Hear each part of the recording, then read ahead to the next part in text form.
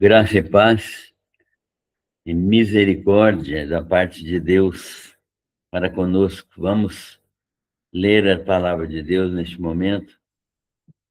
1 Pedro 2, carta de Pedro, capítulo 2, versículos 11 em diante. 1 Pedro 2, de 11 em diante, de 11 até 17, 11 até 25. Amados, exorto-vos, como peregrinos e forasteiros que sois, a vos absterdes das paixões carnais que fazem guerra contra a alma, mantendo exemplar o vosso procedimento no meio dos gentios, para que naquilo que falam contra vós outros, como de malfeitores, observando-vos em vossas boas obras, glorifiquem a Deus no dia da visitação. Sujeitai-vos a toda instituição humana por causa do Senhor, quer seja ao rei como soberano, quer as autoridades como enviadas por ele, tanto para castigo dos malfeitores, como para louvor dos que praticam o bem. Porque assim é a vontade de Deus, que pela prática do bem façais emudecer a ignorância dos insensatos. Como livres que sois, não usando todavia a liberdade por pretexto da malícia, mas vivendo como servos de Deus. Tratai a todos com honra, amai aos irmãos, temei a Deus, honrai ao Rei. Servos, sede submissos com todo temor aos vossos senhores, não somente aos bons e cordatos, mas também aos perversos, porque isto é grato que alguém suporte tristezas, sofrendo injustamente, por motivo de sua consciência para com Deus.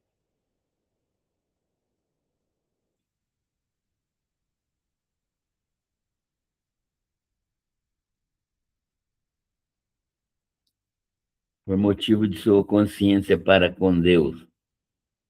Pois que glória há se pecando e sendo esbofeteados por isso, os suportais com paciência, se entretanto, quando praticais o bem, sois igualmente afligidos e os suportais com paciência, isso é grato a Deus.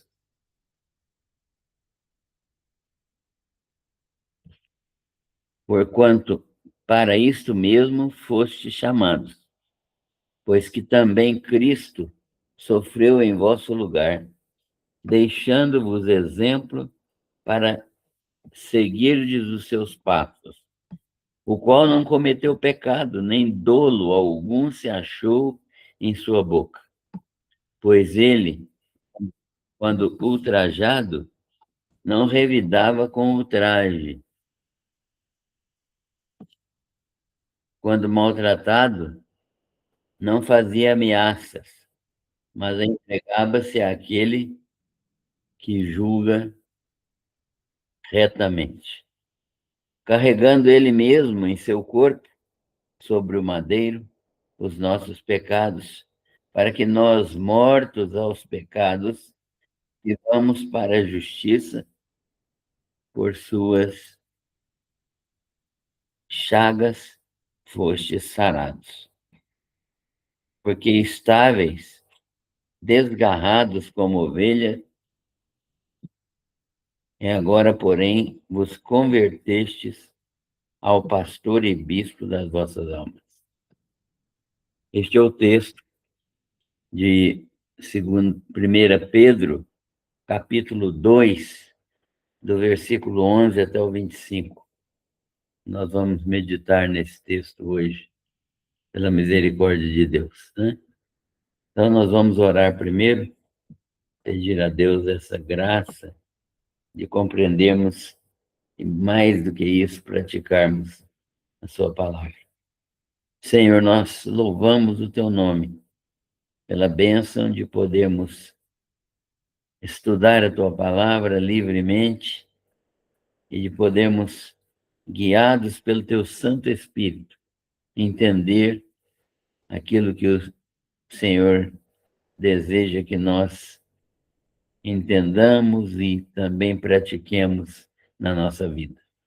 Agradecemos-te pela bênção de termos conosco os irmãos que já estão aqui na, na live.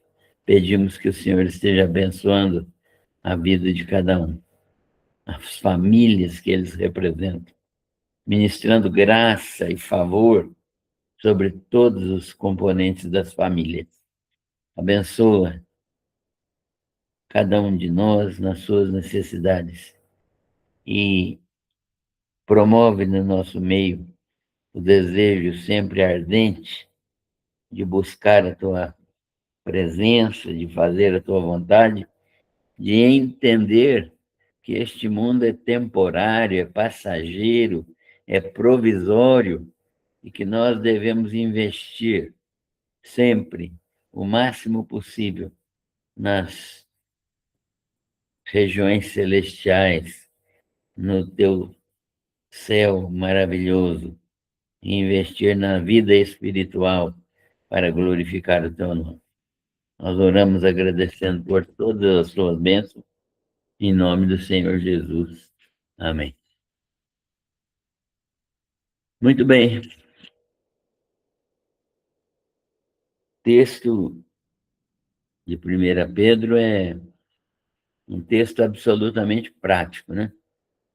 Ele está falando que aqueles, conforme nós vimos na semana passada, aqueles que antes não eram povo de Deus, mas agora são povo de Deus, aqueles que não tinham alcançado misericórdia, mas agora alcançaram misericórdia, ou seja, aqueles irmãos a quem ele escreveu as cartas, e também nós, não é, que estamos recebendo esta carta de Pedro, pela graça de Deus, que sustentou e fez prevalecer esta palavra até agora, né? Ele guardou esta palavra que tantas vezes se tentou destruir, mas Deus preservou essa palavra como palavra viva dele, e ela vem nos falar hoje também, não só aos irmãos que receberam esta carta, mas nós também devemos ter esse tipo de pensamento, esse tipo de vida, porque nós não éramos povo, mas agora somos povo de Deus. Não tínhamos alcançado misericórdia, mas agora alcançamos misericórdia. E a misericórdia aqui é termos sido escolhidos e alcançados pela graça de Jesus Cristo e nos tornado filhos de Deus. Agora, como é que estes filhos devem agir no mundo? Como que eles devem agir no mundo? Qual é a expectativa que se tem quando uma pessoa se converte? O que é que normalmente a gente espera ver num convertido, né? O que nós entendemos que um convertido pode fazer e deve fazer? Então, o apóstolo Pedro começa a explicar isso aqui. Primeira coisa é que ele exorta os crentes como peregrinos e forasteiros, ou seja, nós não somos deste mundo. Nós estamos aqui peregrinando, né? Forasteiros, porque agora nós temos uma outra cidadania. A nossa cidadania agora é a cidadania espiritual. Nós somos cidadãos do céu. Nosso Deus nos deu essa graça de sermos cidadãos dos céus, com nomes inscritos no livro da vida, com lugares garantidos, moradas que Jesus foi preparar lá para nós. Então, nós somos de outro mundo, não é? E estamos vivendo aqui temporariamente, é claro que, como bons cidadãos dos céus, devemos ser também bons cidadãos aqui na terra. Um bom cidadão do céu manifesta a sua cidadania aqui neste mundo. Então, as pessoas conhecem que a minha cidadania celestial por meio da cidadania é, da minha vida, da cidadania natural aqui neste mundo, né? Somos brasileiros, devemos viver de acordo com os princípios, com as leis, com a Constituição dos brasileiros. Mas, peregrinos e forasteiros, nós nos abstemos das coisas deste mundo, das paixões carnais que fazem guerra contra a alma, né? Então, ele diz que nós não devemos satisfazer os desejos ainda da nossa carne. A nossa carne ainda não foi transformada, né? Ela, ela está crucificada com Cristo. Então, crucificada com Cristo, ela deve ser, deve ser, deve-lhe ser negada a satisfação dos seus desejos, dos seus anseios, da sua sensualidade. O crente não pode dar vazão aos desejos da carne, visto que a sua carne foi mortificada, está crucificada com Cristo. E como Paulo ensinou, todo crente que está crucificado com Cristo está morto para as coisas deste mundo, né? E então ele explica isso de uma maneira muito clara quando ele fala aos Gálatas, né? Estou crucificado com Cristo e vivo não mais eu, mas Cristo vive em mim. É a vida que agora vivo na carne, isto é, a minha natureza carnal, que ainda vive aqui, vivo-a, esta vida na carne, na fé do Filho de Deus, que a si mesmo se humilhou e morreu em meu lugar, dando sua vida por mim, né? Diz o apóstolo Paulo. Nós também devemos experimentar isso, não nos entregarmos às paixões carnais. Isso nós ainda vemos muitos crentes que ainda vivem satisfazendo seus desejos da carne, que são contrários ou que não são legítimos na vida de um cristão. E tem igrejas que não levam muito a sério isso e permitem que se pratiquem coisas, se pratiquem atos que depõem contra o cristianismo, né? Então, nós devemos nos abster das paixões carnais que fazem guerra contra a alma, ou seja, a nossa parte espiritual, que já foi transformada, que já foi completamente renovada, nós nascemos de novo, essa parte espiritual deseja as coisas do céu.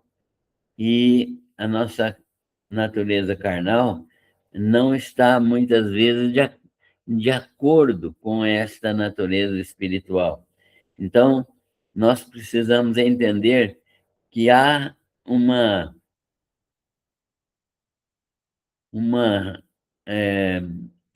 condição que permite a vitória da natureza espiritual sobre a natureza carnal. Qual é? Aquela que Paulo ensina aos romanos. Ele diz: mas agora nenhuma condenação há para aqueles que não andam segundo a carne, mas segundo o Espírito, né? Então, os que andam dirigidos pelo Espírito Santo não satisfazem as obras da carne. Isso é o capítulo 8 de Romanos, né? Ele ensina claramente isso. Aliás, uma carta que a gente poderia estudar novamente é a carta aos Romanos, porque ela é um tratado de teologia cristã que nos ajuda a compreender o que é que Deus fez para transformar a nossa natureza e para nos dar salvação, quais foram os mecanismos que só Deus poderia criar para nos dar essa vida eterna que está em Cristo Jesus. Então, o apóstolo Pedro diz, né, mantendo, o que que nós devemos fazer? Mantendo exemplar o vosso procedimento no meio dos gentios.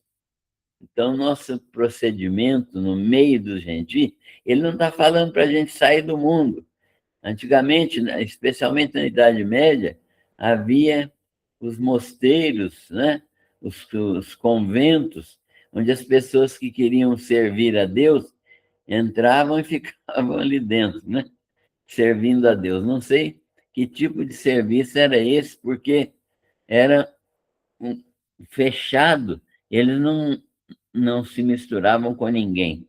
Pedro está dizendo que nós vamos estar no meio dos gentios, e é no meio dos gentios que nós vamos manifestar aquilo que Jesus ensinou, né? Sermos sal e luz no meio do mundo, no meio dos gentios. Então, ele diz assim: mantendo exemplar o vosso procedimento no meio dos gentios. Para quê? Qual a finalidade disso? Naquilo em que falam mal, falam contra vós, como de malfeitores, observando-vos em vossas boas obras, glorifiquem a Deus no dia da visitação. No dia da visitação. Então, é o dia que Jesus voltar, né? Deus vai ser glorificado nesse dia da visitação. Mas nós sabemos que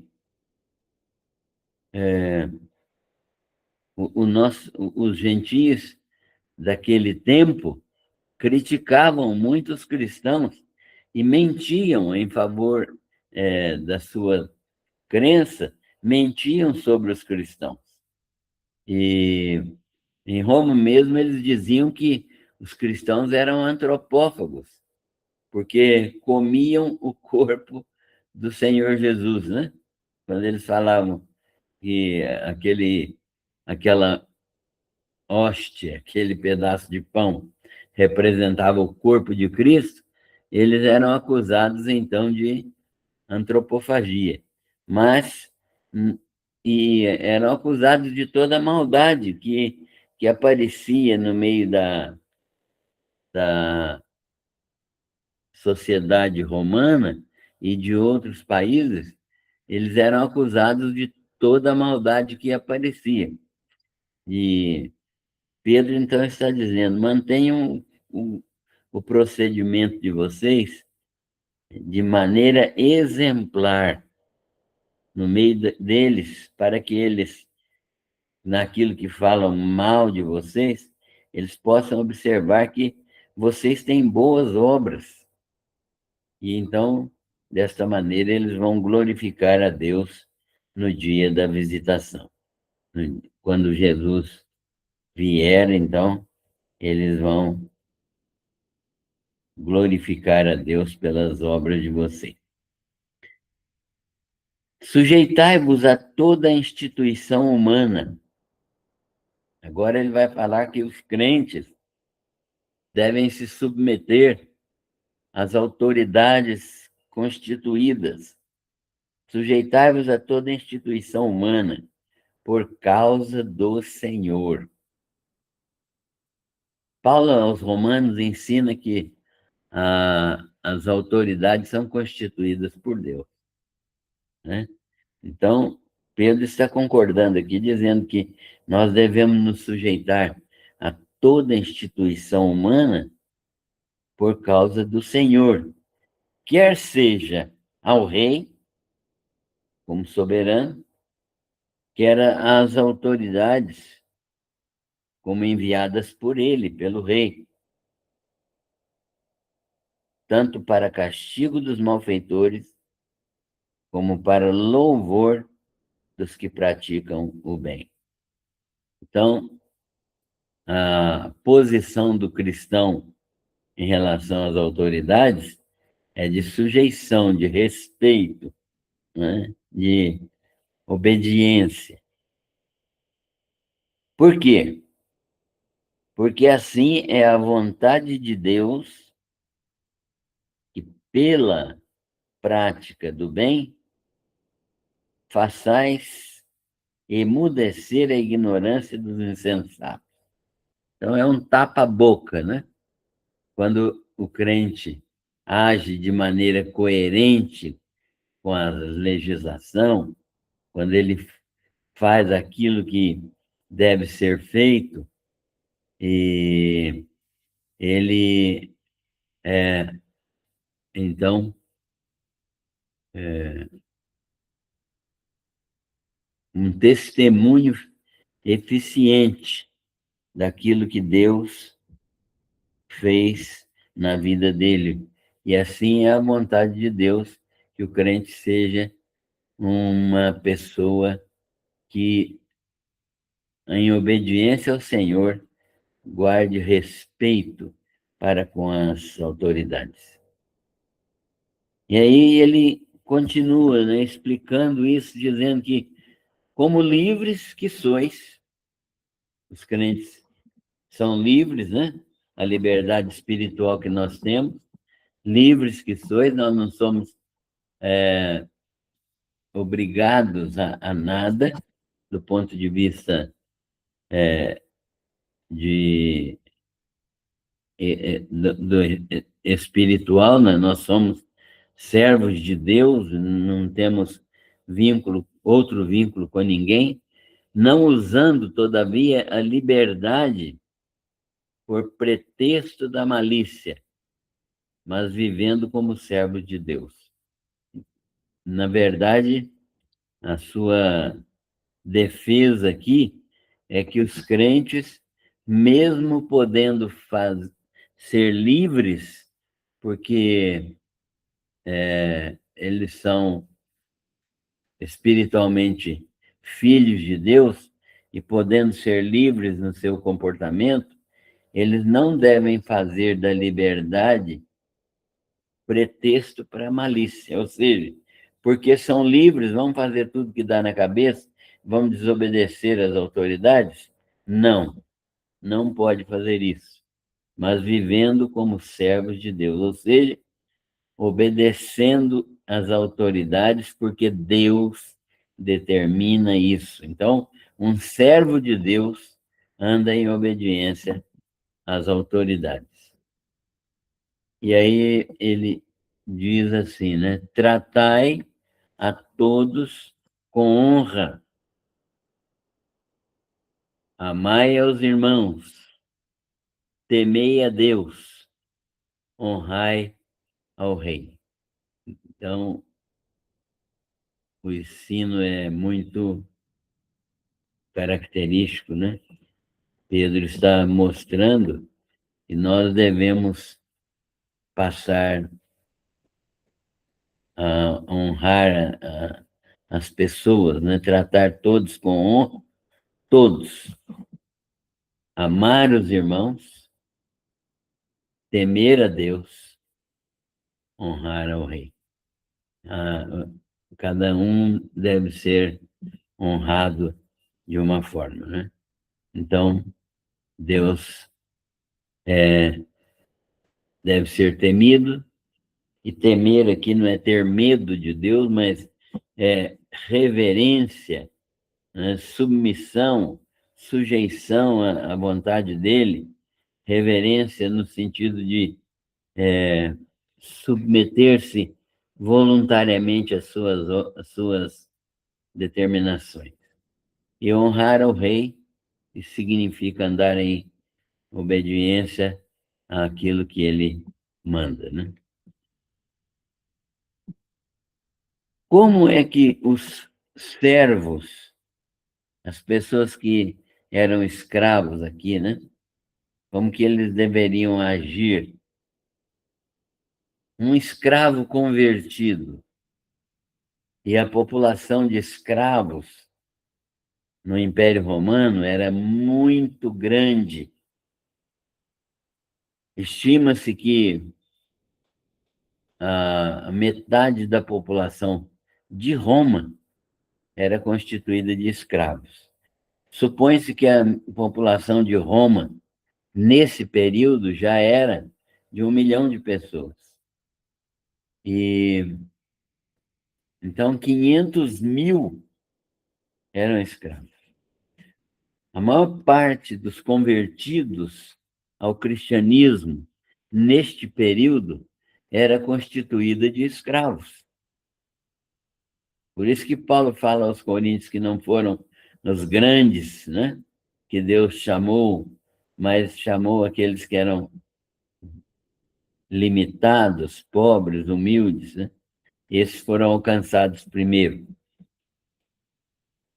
Mas esses escravos convertidos, como é que eles deveriam se comportar? Servos ou escravos, né? A palavra aqui no grego é escravos. Sede submissos com todo o temor aos vossos senhores. Porque o sujeito se convertia, ele podia querer dar vazão à sua fé, mudar ele mudava de comportamento, ele mudava de ideia, mudava de alvo na vida. Então, ele podia querer mudar, né? Mas Pedro vem e diz: servos, sede submissos com todo temor aos vossos senhores, com respeito, né? Com reverência aos vossos senhores. Não somente aos senhores que são bons, havia aqueles senhores que eram bondosos para com os convertidos, às vezes até eram convertidos também, esses senhores, mas os perversos também deveriam ser respeitados. Os senhores perversos, aqueles que eram maldosos, aqueles que praticavam agressão contra os escravos, até a estes também deveriam os servos serem submissos. Servos, sede submissos com todo temor aos vossos senhores, não somente aos bons e cordatos, mas também aos perversos. Por quê? Porque isso é grato, demonstra gratidão, que alguém suporte tristezas sofrendo injustamente por motivo de sua consciência para com Deus. Então, a relação com Deus era determinante nesse relacionamento do escravo com o seu senhor. O escravo convertido, antes de ser escravo, ele era um filho de Deus que estava a serviço de outra pessoa. E ele deveria demonstrar com sua vida que ele era filho de Deus. Isso serve para nós também, irmão, né? Muitas vezes a gente, especialmente empregados, né? Especialmente é, empregados cristãos, não agem muito adequadamente em relação aos seus patrões. Aliás, existe uma entre a classe de comerciantes, é muito comum se ouvir que a coisa mais complicada que tem é dar emprego para crente. Isso é uma situação vexatória, né?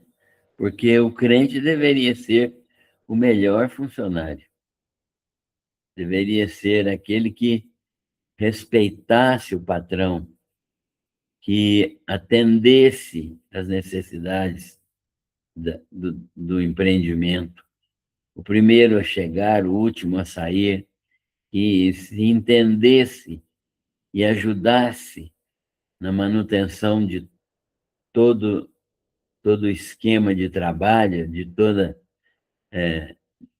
tudo aquilo que era relacionado à produção, né? Então, nós sabemos que isso muitas vezes não acontece. Isso é um mau testemunho muito grande, né? É uma coisa que atinge muito frequentemente o cristianismo, né? Expõe o cristianismo a descrédito por causa disso, né? Porque isso, agora, o apóstolo Pedro está dizendo que ser um bom funcionário, ser um bom servo, é, é grato, é grato, né? No sentido de glorificar a Deus. É alguma coisa que manifesta a compreensão de que a pessoa serve a Deus, porque é grato que alguém suporte tristezas sofrendo injustamente por motivo de sua consciência para com Deus. Por causa de seu relacionamento com Deus, por causa de ter sido transformado em uma nova criatura, é sempre uma atitude agradável a Deus, o crente, mesmo passando por situações constrangedoras e por até constrangimento físico ou moral, ele se,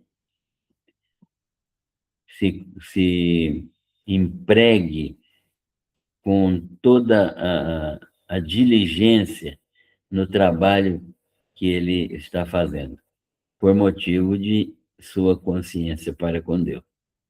E aí cabe uma pergunta, né? Como é que nós estamos trabalhando, como é que nós estamos realizando qualquer tipo de atividade? E não só aqueles que são empregados, mas aqueles que não são empregados, aqueles que são autônomos, como será que eles estão usando seu tempo?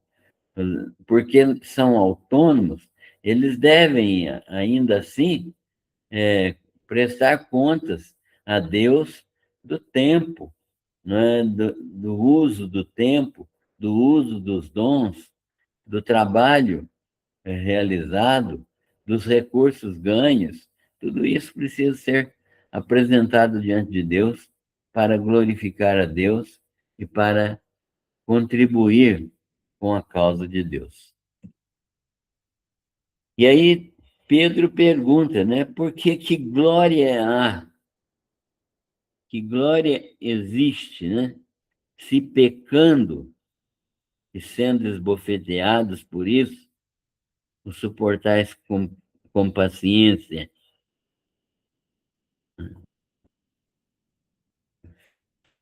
Suportar com paciência.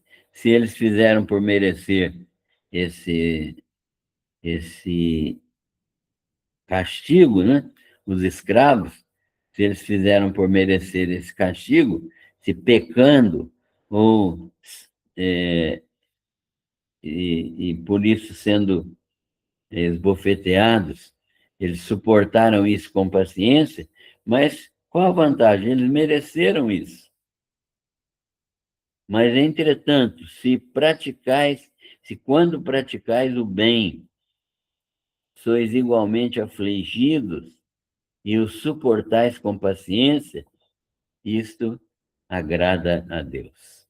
Então, os servos, os escravos, deveriam, mesmo em sofrimento, se eles não podiam, eles tinham sido comprados, né, por senhores, eles eram propriedade particular desses senhores.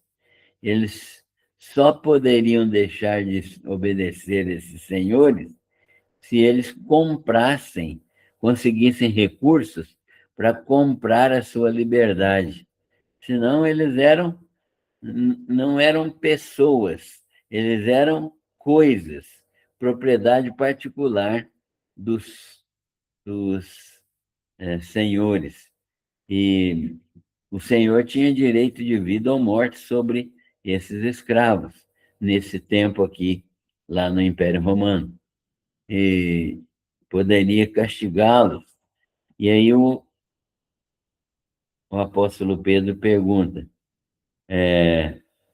que glória, entretanto, quando praticais o bem, quando eles estão fazendo o que é certo, sois igualmente afligidos e o suportais com paciência, suportam a aflição, a agressão física, a, as atitudes inconvenientes dos patrões, se eles suportam isso com paciência, mesmo estando fazendo o que é certo, isto agrada a Deus, né? Isso glorifica a Deus. Deus não planeja, deseja isso para os seus filhos, mas acontecendo e a pessoa agindo desta maneira, ela glorifica a Deus com suas ações. Porquanto, para isto mesmo foste chamados para glorificar a Deus, pois que também Cristo sofreu em nosso lugar. E aqui, Cristo aparece apresentado como nosso exemplo. Ele é nosso Salvador e Senhor, mas aqui ele é apresentado como nosso exemplo, para demonstrar como ele sofreu sem abrir a sua boca, sofreu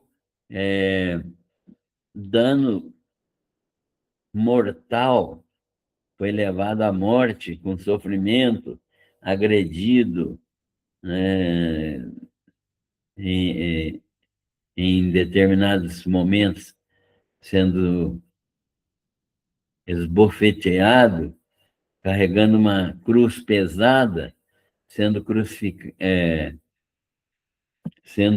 coroado com uma coroa de espinhos e crucificado com pregos, com cravos nas mãos e nos pés. Então, esse Jesus que sofreu em nosso lugar, ele é um exemplo para que nós também possamos realizar do mesmo modo, com o mesmo espírito, as nossas ações, mesmo que elas não sejam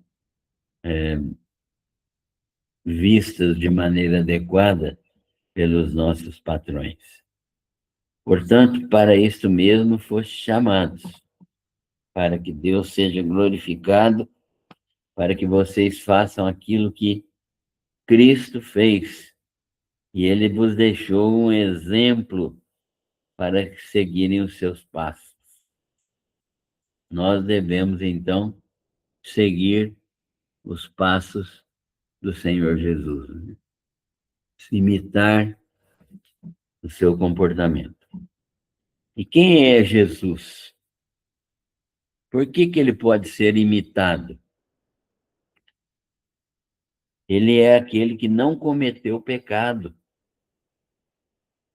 nem dolo algum, nem engano algum, nem uma situação de mentira se achou na sua na sua boca, nunca disse nenhuma palavra torpe, nunca disse nenhuma mentira, nunca enganou ninguém, né? Foi sempre fiel a Deus em todos os seus caminhos, não cometeu pecado e dolo algum se achou em sua boca. Pois esse Jesus, quando ultrajado, quando foi insultado, ultrajado, agredido, ele não revidava com ultraje. Quando maltratado, não fazia ameaças, mas entregava-se àquele que julga retamente. Se colocava na mão de Deus. Esta é a atitude que Pedro está falando aqui, estimulando os crentes a terem, a trazer todo o sofrimento que eventualmente tenham, toda angústia, toda incerteza, tudo aquilo que traz desconforto, e se submetam primeiro a Deus e entreguem essas coisas na mão de Deus. Por quê? Porque ele é aquele que julga retamente. Não fazer justiça com as próprias mãos, né? Muitas vezes existe essa tendência de fazer justiça com as próprias mãos, mas submetermos à justiça de Deus, que é o Senhor dos céus e da terra, e que julga retamente, julga sem tendência, né? Julga imparcialmente aquilo que deve ser julgado dentro da sua lei absolutamente perfeita. E Jesus carregou ele mesmo em seu corpo, sobre o madeiro, sobre a cruz, os nossos pecados. Para quê? Para que nós, mortos aos pecados, vivamos para a justiça, por suas chagas fostes sarados. Pedro está concluindo essa passagem aqui sobre o relacionamento de escravos e patrões, de servos e senhores, e ele aproveita para falar do Senhor Jesus Cristo, né? Navegando ele mesmo, carregando ele mesmo em seu corpo na cruz do Calvário. Todos os pecados nossos, né? Porque nós éramos e somos pecadores, mas mortos para o pecado, que é o que nós devemos nos considerar, né? O texto de Romanos 6 nos ensina que o modo de estarmos livres dos pecados é considerar-nos, saber que nós somos pecadores, considerar-nos mortos para os pecados e viver de uma maneira que glorifica a Deus.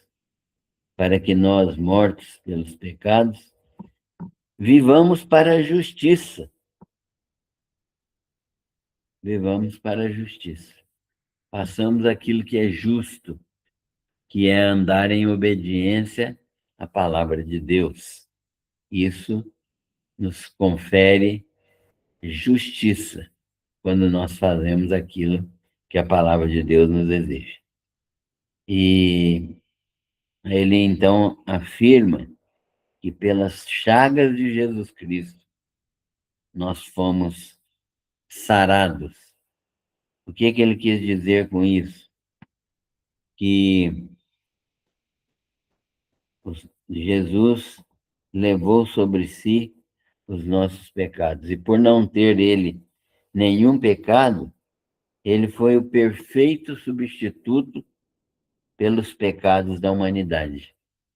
Por que Jesus pode perdoar os meus pecados? Porque ele cumpriu a lei perfeitamente.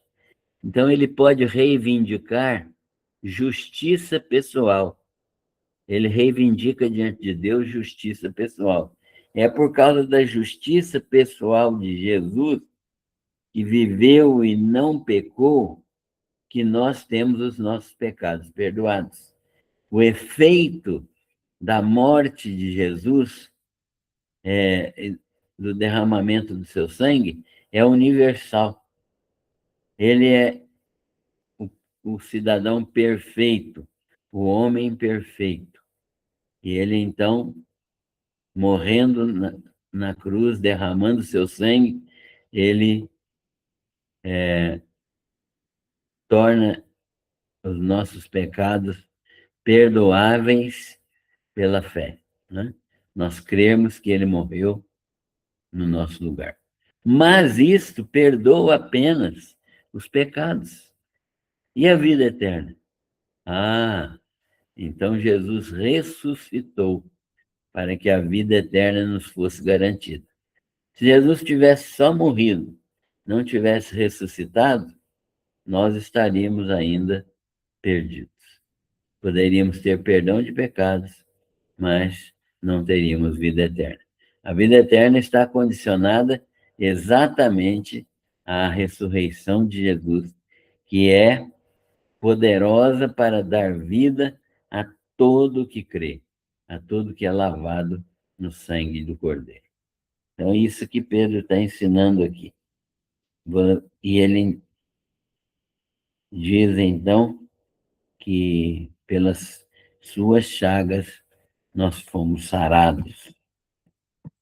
E ele termina o texto dizendo: porque vocês estavam desgarrados como ovelhas, agora, porém, vocês se converteram ao pastor e bispo das vossas almas. Antigamente vocês eram um rebanho sem pastor, esparramado por aí, né? Um rebanho que era facilmente dominável e poderia ser atacado, e era atacado, pelo ladrão e salteador, que é o diabo. Mas agora nós fomos congregados, estávamos desgarrados, mas agora somos congregados. Por causa do quê? Porque nós nos fomos convertidos ao pastor e bispo das nossas almas, que é o Senhor Jesus, que é o nosso Deus eterno manifestado em Cristo e vitorioso na cruz do Calvário e no túmulo vazio. Esse texto é um texto que fala a respeito desta vitória de Cristo, que proporciona a todos os que estão em Cristo tudo aquilo que é necessário para viverem uma vida que glorifique a Deus no relacionamento com os governos, no relacionamento entre si, no relacionamento com todas as autoridades, no relacionamento de senhores e escravos, né? E patrões e empregados. Que Deus, sempre misericordioso, nos abençoe para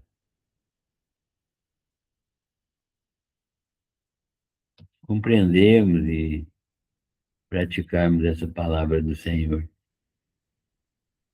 E a graça do Senhor esteja sobre todos nós para termos força espiritual do Senhor para vivermos essa verdade.